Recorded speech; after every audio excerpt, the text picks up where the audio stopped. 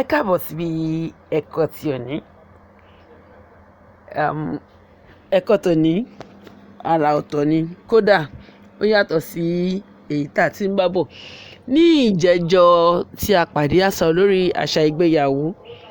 Lónìí a máa sọ̀rọ̀ lórí ohun tó tún dùn tó lárinrin. We'll talk about something interesting today, more than that of last week. Last week we talked on the wedding ceremony, how it's been done.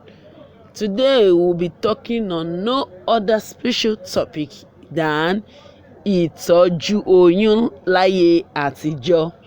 Care for pregnancy in the olden days. How do we care for our pregnant women?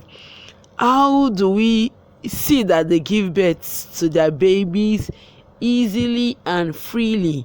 Yes. How do we do it in the natural way? Báwo ni a ṣe ń tọ́jú àwọn aláboyún wa? Ní ìgbà tí ọkọ àti aya ti mọra wọn, tí Ọlọ́run ti ṣe àmì sí àdúrà wọn, tí wọ́n ti ní oyún, ó di dandan kí wọ́n lọ sí ọ̀dọ̀ oníṣègùn agbẹ̀bí tí yóò tọ́jú wọn. Oníṣègùn agbẹ̀bí ni yóò tọ́jú aláboyún.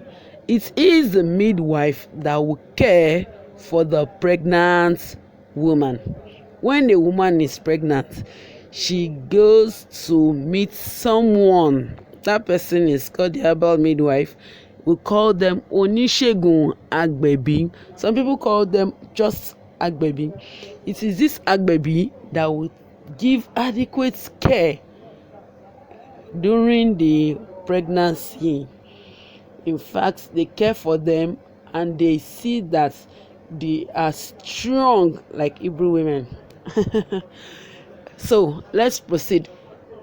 When the woman is pregnant, she goes to the midwife, the herbal midwife, that is the agbẹ̀bí. Ọ̀dọ̀ agbẹ̀bí ni olóyún máa lọ tí ó máa tọ́jú aláboyún. Ní ìgbà tí obìnrin bá ti rí wípé ara ń dùn òun, ẹ̀yìn dùn òun, inú rírun, ẹ̀fọ́rí, àyà dídùn, ẹ̀dọ̀ rírìn àti gbogbo ẹ̀ bẹ́ẹ̀ yẹn, ó di dandan kí ó sá lọ sí ọ̀dọ̀ agbẹ̀bí tí ó máa fún ní àgbo. The herbal drink is called àgbo. Tí ó máa fún ní àgbo tí ó máa jẹ́ kí ọmọ máa ta pọ́npọ́n nínú. It is this herbal drink that makes the woman and the baby ready for delivery. Agbo has been working wonders since inception, and it still does. Agbo yìí ni ó máa ń jẹ́ kí aláboyún àti ọmọ àti ọ̀lẹ̀ inú rẹ̀ kí wọ́n máa ta pọ́npọ́n.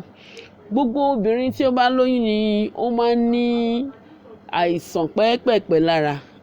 Torí ẹ̀ náà ṣe máa ń lọ sọ́dọ̀ agbẹ̀bí tó máa fún wọn ní àgbo tí ó máa jẹ́ kí ara wọn yá gágá. Oríṣiríṣi àgbo ni agbẹ̀bí máa fún wọn, bíi ọṣẹ àwẹ̀bí, àgbo abíwẹ́rẹ́ àti bẹ́ẹ̀ bẹ́ẹ̀ lọ. Bákan náà, oríṣiríṣi àgbo àbí ọṣẹ ni wọ́n máa fún aláboyún tí ò ní jẹ́ kí oyún wálẹ̀. Ẹni tí oyún bá ń wálẹ̀ lára ẹ̀, ó di dandan kan fún ní àgbo yìí. Bákan náà, agbẹ̀bí máa sọ fún aláboyún wípé kí ó ṣọ́ra fún iṣẹ́ líle. She should avoid hard labour, strenuous job, any work that can cause tiredness or fatigue should be avoided.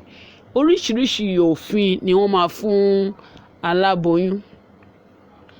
Wípé àwọn òfin bíi má jáde lálẹ́, má rìn lóòrùn, má jókòó sẹ́nu ọ̀nà, má jẹ́ ẹ̀gbin kí ọmọ má bàa dàtọ̀. These do's and don'ts help in the growth of the baby. Like, do not walk when it's late at night. Do not walk in the sun. Do not sit at the doorpost. Do not eat snail. Ṣùgbọ́n wọ́n á ní kó jẹ oríṣiríṣi nǹkan aṣarajọlọ̀, amára tutù bíi èso, omi, ẹ̀wà àti bẹ́ẹ̀ bẹ́ẹ̀ lọ. Báyìí ni àparí ẹ̀kọ́ wa tí òní. Ó dìgbà.